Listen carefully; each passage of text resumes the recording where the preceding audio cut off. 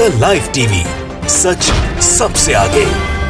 दोस्तों, मैं अब्बास हफीज हूं। आज की सुबह को बड़ी अच्छी सुबह नहीं कहूंगा, क्योंकि ये सुबह एक ऐसी सुबह है जिसने मोदी जी की विदेश यात्राओं को खतरे में डाल दिया है। आप भी सुनकर चौंक गए होंगे जी, मोदी जी की विदेश यात्राओं पर संकट के बादल छा गए हैं और हो सकता है मोदी जी एक लंबे समय तक विदेश यात्राएं नहीं कर पाए, जबकि विदेश यात्रा एक ऐसी चीज है जो उनकी पसंदीदा चीज है। कितने सारे सपने देखे होंगे आगे विदेश यात्राएं शुरू करने के, वो सारे सपने चकनाचूर हो गए। आखिर उसकी वजह क्या है जानते हैं आप? WHO, वर्ल्ड हेल्थ ऑर्गेनाइजेशन का एक ऐसा फैसला जिसने मोदी जी की विदेश यात्राओं पर संकट के बादल लाके खड़े कर दिए हैं। मैं आपको बताऊंगा इस वीडियो के अंदर आखिर क्या हुआ है, क्या है वो फैसला WHO का, और क्यों बहुत समय तक मोदी जी शायद विदेश यात्राओं पे नहीं जा पाएंगे।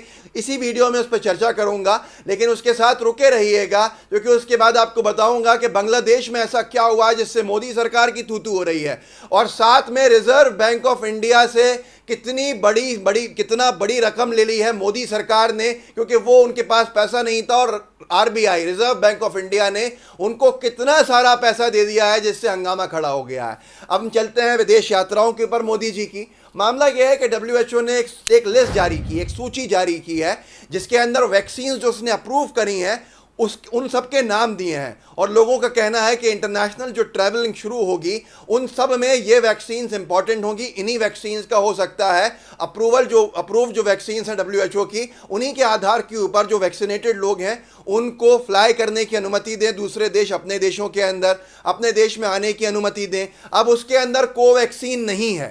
कोवैक्सीन वो वैक्सीन है जो भारत बायोटेक ने बनाई है, सीरम इंस्टीट्यूट की कोविशील्ड है, लेकिन कोवैक्सीन को अभी नहीं लिया है। और आयरनी यह है कि मोदी जी ने कोवैक्सीन के दोनों डोज लगवाए हैं। मोदी जी ने कोवैक्सीन ही लगवाया है। NBT ने छापा है वैक्सीन न्यूज़, WHO की लिस्ट में अभी कोवैक्सीन शामिल नहीं।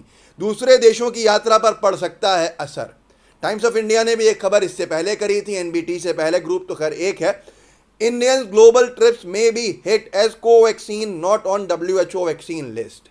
इन्होंने लिखा है कि भारतीयों की अंतर्राष्ट्रीय यात्राएं अभी रुक सकती हैं एक बड़े वर्ग की, क्योंकि कोवैक्सीन WHO की वैक्सीन लिस्ट में नहीं है। जिन्होंने कोविशील्ड लगवाई है वो जा सकते होंगे अगर इस तरह के फैसले आए, लेकिन जिन्होंने कोवैक्सीन लगवाई है कोविशील्ड की जगह पे, उनके लिए थोड़ी समस्याएं खड़ी हो गई हैं। और हमारे मोदी जी जिनका फेवरेट काम है ट्रैवल करना, दूसरे देशों में जाना, अब वो कैसे जाएंगे? जैसे वो बांग्लादेश चले गए थे अभी बंगाल के चुनाव के दौरान, अब ऐसे किसी चुनाव के दौरान कहीं जाना पड़ा तो वो क्या करेंगे? ये सारे का सारा अब एक शोध का विषय बन गया है, चर्चा का विषय बन गया है।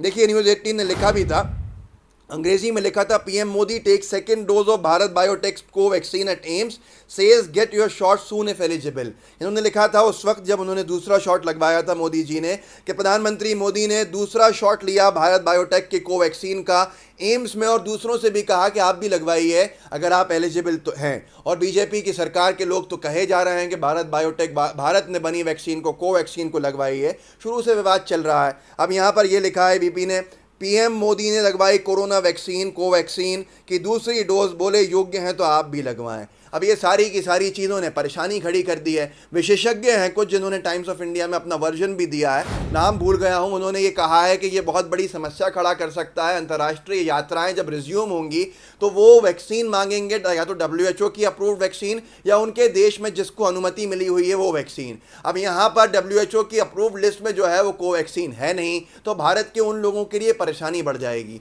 लेकिन आपका सवाल नहीं है, आप वैक्सीन लगवाइए, आपको सेफ होना चाहिए। कोविशील्ड भी लगवा सकते हैं अगर आप अंतर्राष्ट्रीय यात्राएं करते हैं, नहीं करते तो कोवैक्सीन लगवा लीजिए। सबसे बड़ा सवाल यह है कि भारत सरकार क्या कर रही है, मोदी सरकार क्या कर रही है? क्यों अभी तक WHO से दो टूक नहीं कहा कि कोवैक्सीन को इसके अंदर इंक्लूड कीजिए, इसमें शामिल कीजिए कोवैक्सीन को? हमारे एक बड़े वर्ग की समस्या बन जाएगी, और सबसे बड़ी बात मोदी जी के लिए समस्या बन जाएगी। अगर ट्रैवलिंग के अंदर वैक्सीन के सर्टिफिकेट्स मांगे जाएंगे तो मोदी जी कैसे जाएंगे दूसरे देश में? उन्होंने तो कोवैक्सीन लगवाई थी। तो ये सारी की सारी चीज़ें हैं। अब एक बड़ा मसला ये भी उठ गया जो मैंने आपसे कहा था, बांग्लादेश में क्या हुआ है।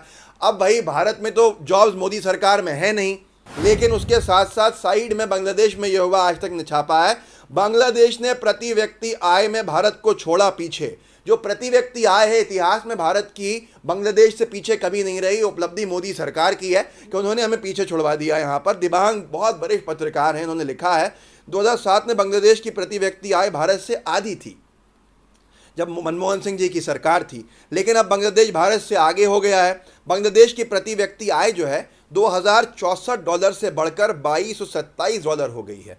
आप जानते हैं भारतीय की कितनी है, भारतीय लोगों की? यहाँ पर पिछले वित्तीय वर्ष में प्रति व्यक्ति आय 9% बढ़ी है बांग्लादेश की। भारत प्रति व्यक्ति आय $1947, बांग्लादेश से $280 कम। अब बहुत सारे युवा जो होंगे वो बांग्लादेश जाना चाहेंगे जॉब्स करने के लिए, लेकिन कोवैक्सीन की वजह से वो भी नहीं जा पाएंगे। अब ये बड़ी समस्या है कि करें तो करें क्या, क्योंकि आप जानते हैं कि भारत में तो जिस तरह से इकोनॉमिक जो ट्रेजेडी चल रही है, अनफोल्ड हो रही है मोदी सरकार की वजह से, सब जानते हैं। जॉब्स हैं नहीं, हमारे युवा बेरोजगार होते जा रहे हैं, कारोबार ठप होते जा रहे हैं, और इन सारी चीज़ों के लिए युवा जो है वो जगह जगह जॉब तलाश रहा है। वहाँ ऐसी खबर का आना कि बांग्लादेश के अंदर प्रति व्यक्ति आय जो है भारत से काफ़ी ज़्यादा बढ़ गई है इतिहास में पहली बार। तो वहाँ रोज़गार की तलाश में युवा जाए तो अब ये समस्या खड़ी हो गई कि कोवैक्सीन का मसला है। कोवैक्सीन के लिए भाई इफेक्टिव वैक्सीन है, इफेक्टिव वैक्सीन है, अच्छे रिजल्ट्स हैं, तो आप भारत बायोटेक की कोवैक्सीन के लिए लड़ाई लड़िए ना। मोदी सरकार को किसने रोका हुआ? हर चीज़ पर खामोश हो जाते हैं, हर किसी से डर जाते हैं, ये समझ में नहीं आता। मैं उम्मीद करता हूं कि कोवैक्सीन को लिस्ट के अंदर लेकर आएंगे ताकि दूसरे भी यात्रा आसानी से कर सकें, मोदी जी भी यात्रा आसानी से कर सकें। अब यहाँ परेशानी यह है कि युवा जाए जॉब्स ढूंढने के लिए, युवा के पास तो पैसा है नहीं, इंतज़ाम यहाँ देश में कुछ हो नहीं रहा है मोदी सरकार में। लेकिन मोदी सरकार ने अपना इंतज़ाम कर लिया है। आप जानते हैं जो मैंने इस वीडियो की शुरुआत में कहा था, क्या किया इंतज़ाम? क्या आपको मालूम है? जो कांग्रेस की सरकारों ने 70 सालों में नहीं किया वो मोदी जी ने कर दिया। कांग्रेस की सरकारों को कोसते कोसते आप खुद देखिए, बिजनेस स्टैंडर्ड ने छापा कि आरबीआई ने ट्रांसफ़र करना है, आरबीआई को 99,122 करोड़ रुपया भारत सरकार को, मोदी सरकार को। उसके लिए नियमों के अंदर बदलाव भी करने पड़े तो कर रहे हैं। मतलब मोदी सरकार ने सीधे सीधे 99,122 करोड़ रुपया लेने का काम कर लिया है रिजर्व बैंक ऑफ इंडिया से।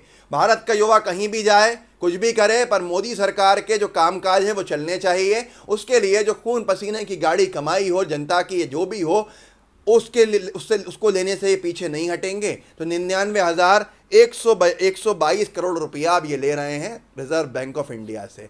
कोई डिबेट हो रहा है?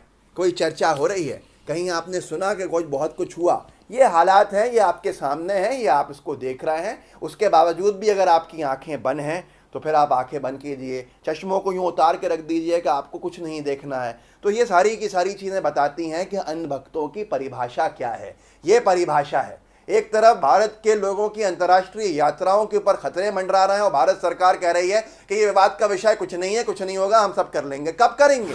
कब करेंगे? कीजिए, दो टूक जवाब दीजिए। किसको जवाब दीजिए? WHO को, कि हमारी एक बड़ी मात्रा में ये वैक्सीन बड़ी संख्या में लोगों को लगी है, आप इसको अप्रूव कीजिए ताकि अंतर्राष्ट्रीय। भाई मोदी जी कैसे जाएंगे? उनके क्या नियम होंगे? सबसे बड़ा उनका सबसे पसंदीदा काम है दूसरे देशों में घूमना जाना, वहाँ पर जो भी कहते जिस भी काम से जाएं।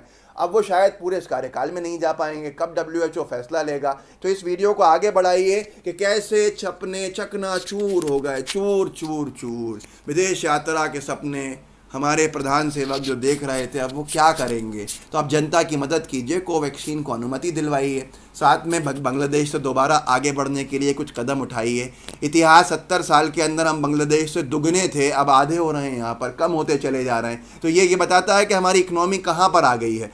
साथ में आरबीआई से इतना बड़ा अमाउंट लेना, उस पर कोई चर्चा नहीं है। तो आप ही आगे चर्चा कर लीजिएगा। वीडियो को आगे बढ़ाइए, व्हाट्सएप पे साझा कीजिए, लाइव टीवी को हमारे सब्सक्राइब ज़रूर कीजिएगा, बेल आइकन भी दबाइएगा। जय हिंद, जय भारत। द लाइव टीवी, सच सबसे आगे।